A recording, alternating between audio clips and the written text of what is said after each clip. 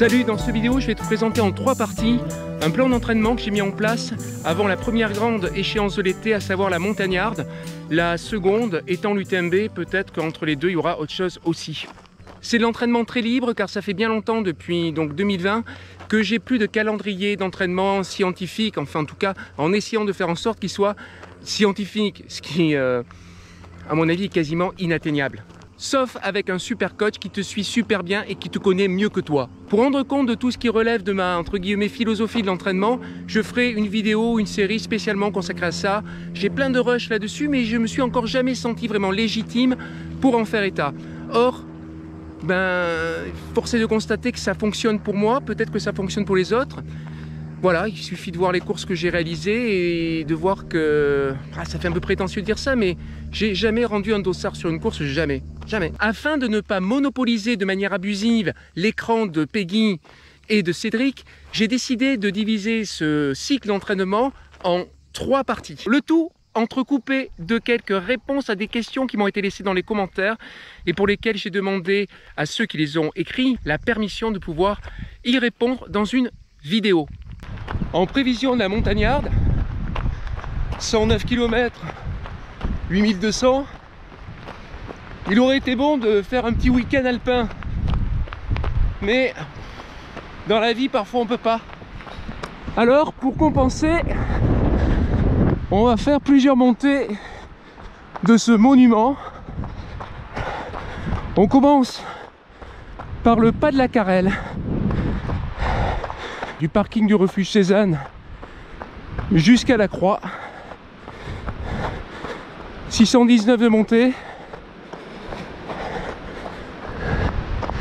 Et cette montée est appréciable parce que c'est la seule en fait. Enfin, la seule que moi, d'autres peut-être les courent toutes. Bon, ça m'étonnerait, hein. Vous allez voir ce que c'est. C'est la seule que je suis à même de courir du parking jusqu'à la croix. Droit devant le pas de la Carrelle qui vient couper la crête et qui mène jusqu'au sommet du monument. Alors c'est pas le sommet là, la croix elle est derrière, elle est plus haute.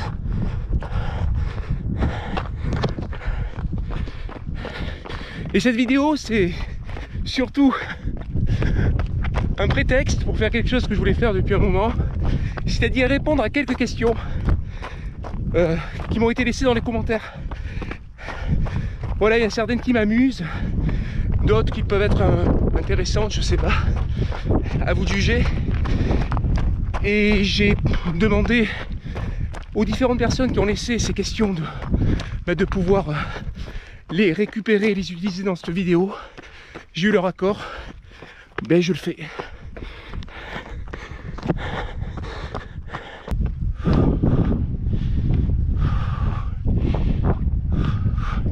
Dans le pas de la Carrelle, on est bientôt sorti.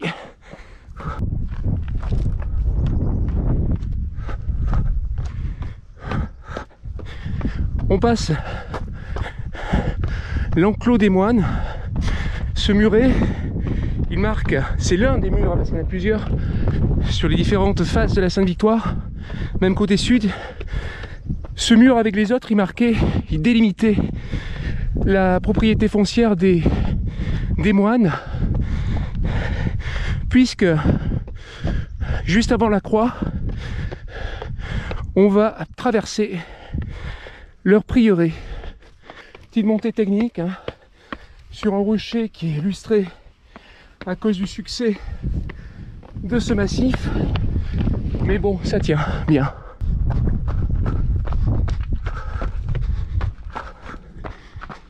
On arrive au prieuré de la Sainte-Victoire. La chapelle.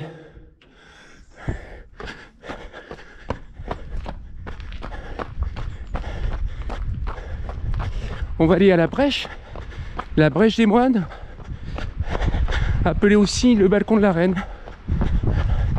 Une brèche qui a été creusée par les moines pour faire entrer de la lumière.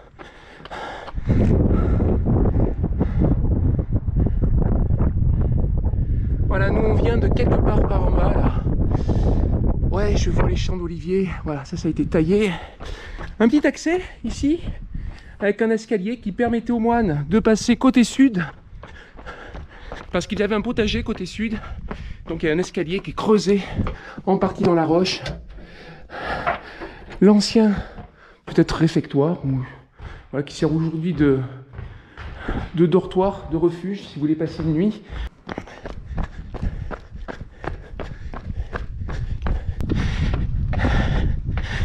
Et on sort du prieuré pour aller vers la croix. J'ai pas appris les questions par cœur, donc ça va être un montage alterné. Et du coup on va passer au premier lot de questions, alors qu'on essaie de progresser dans ce chaos de roches. C'est ça, c'est une des principales difficultés de se monter à la croix. Elle est maintenant. Première question, Karim, à propos de la Transobrak. Comment fais-tu pour avoir la pêche tout le long avec ces conditions climatiques? Alors c'est vrai que sur la Transobrak, c'était quand même assez terrible. Orage, boum, vent, pluie, soleil. En fait, c'est un peu toujours pareil, quoi. C'est toujours pareil, j'ai trop d'enthousiasme. J'ai une sorte de bonne humeur d'avoir la chance de pouvoir participer à une course. Évidemment, l'orage, la pluie, les pierres qui glissent, le tonnerre, les éclairs. Oui, bien entendu, j'appréhende. Mais une fois entré dans ces conditions climatiques défavorables, ben, je suis content. Je suis content parce que on court rarement sous l'orage. Non, mais c'est vrai, tu dis pas, tiens, aujourd'hui, il y a des éclairs, il y a le tonnerre, il tombe des cordes, il tombe des grêlons. Vite mes baskets, je vais aller courir. On a plutôt tendance à dire, oh là là, aujourd'hui, non. Non, aujourd'hui, non, c'est pas une journée à aller faire de la course à pied. Mais en fait, il faudrait sortir par tous les temps, à l'exception évidemment des tsunamis et des tornades. Mais bon, pluie, vent, faut aller courir. Or, c'est presque une action contre nature de courir sur la pluie. Alors là, le jour de la course, t'es obligé de le faire. T'es obligé. Donc c'est génial. Il y a une magnifique chèvre là. Vous la voyez, j'espère. Bonjour la chèvre. Une deuxième au-dessus. Parce qu'il y a des chèvres à la Sainte-Victoire. Elle est là. La Croix de Provence. Alors, une sorte de vent d'est qui amène un ciel tout brumeux.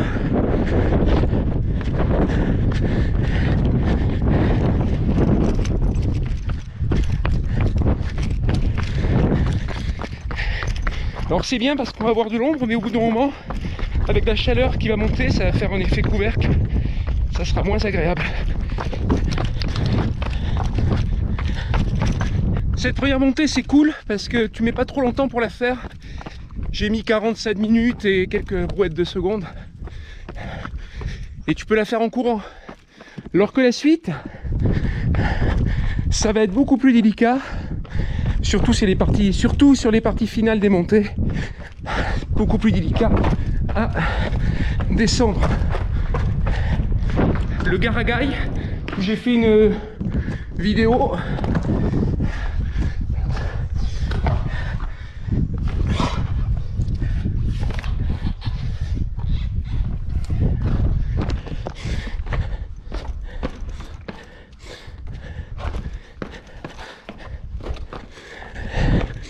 Ouais, ce Garagaï où j'avais fait plusieurs montées pour filmer ça et faire une vidéo qui s'appelle, je sais plus comment dire, Extreme Trail Sainte-Victoire. Une vidéo pour laquelle je me suis donné beaucoup de mal. Et voilà, c'est souvent comme ça, pas forcément celle pour laquelle tu donnes le plus de mal, qui sont les plus regardées, donc j'irai les plus intéressantes. Mais voilà, quoi, c'est une de mes préférées, cela dit. Un Haven. On va profiter de cette descente ultra technique, car je veux dire, c'est même pas du technique là, c'est de l'ultra technique, c'est même du kamikaze par endroit, quoi. Il y a des endroits qu'il faut surtout pas courir sous peine de mourir. Donc on va profiter de cette descente pour parler de cet entraînement, parce que pour moi c'est un entraînement aujourd'hui. bien que je n'ai plus depuis très longtemps de calendrier d'entraînement. Mais néanmoins, j'ai quelques... Parfois, j'ai des... Comment pourrais-je qualifier ça? Des moments de lucidité. Je me dis quand même, il faudrait que tu fasses quelque chose. La course arrive, il faudrait quand même t'entraîner un peu. Donc là, en fait, c'est une série de sorties que j'ai entamées. Si c'est pas bien cadré, vous m'excuserez. Parce que voilà, c'est quand même le sentier noir à la Sainte-Victoire. Donc, je disais, j'ai entamé une micro-série d'entraînement, en fait, dans le massif de la Sainte-Victoire, depuis 6 jours. Et le but, c'est de faire un maximum de D+, en prévision de la montagnarde, qui aura lieu dans 10 jours maintenant. Et qui a la particularité, la montagnarde, bon ben, je l'ai dit au début de la vidéo, hein, d'avoir un dénivelé monstrueux pour la distance. Donc il s'agit de réaliser en un minimum de kilomètres un maximum de dénive avec cette Sainte-Victoire, sans non plus s'épuiser, quoi.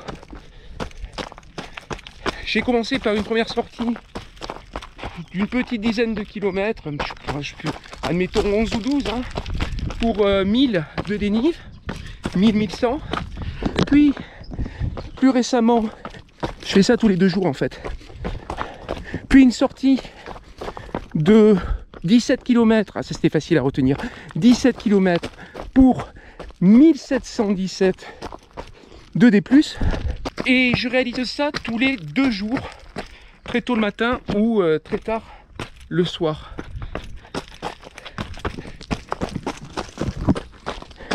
Pourquoi tous les 2 jours? Parce que je veux récupérer au max en fait. Voilà, je veux pas m'épuiser.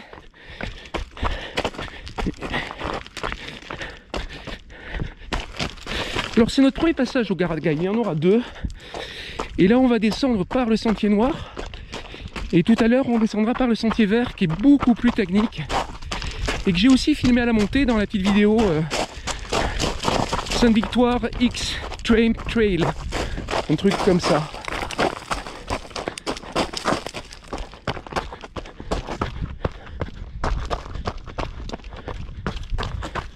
Là les plaques.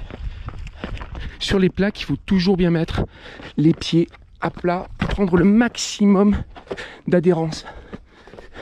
Sauf évidemment si c'est trempé, hein. Si c'est trempé, faut pas venir.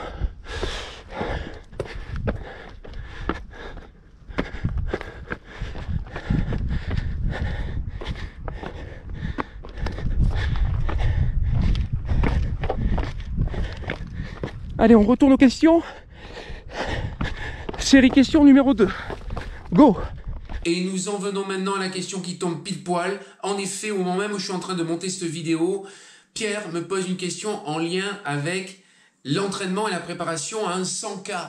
Et qu'est-ce que je suis en train de faire dans cette vidéo? Je vous le demande. Je suis en train de me préparer à un 100K, la montagnarde, et à répondre à des questions. Pierre me demande comment on fait pour se préparer à un ultra de 100 km voire plus. Bon, le problème c'est que Pierre est quelqu'un d'intelligent, qu'il avance déjà des pistes de réponse. Il se demande si il faut qu'il augmente la longueur de ses sorties, passer à 50, 60 km, ou s'il doit augmenter le volume par semaine. Par exemple, écrit-il, 6 sorties de 20 km. Commençons par une sortie exceptionnelle de 50 ou 60 km.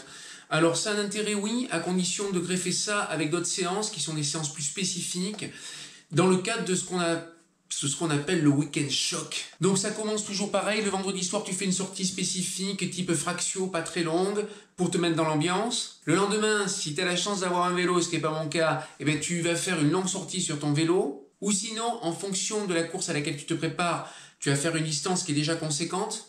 Et enfin, le dimanche, tu fais ta grande sortie de 50-60 bornes. Alors perso, j'ai jamais fait une grande sortie de 50-60 bornes dans le cadre d'un week-end choc.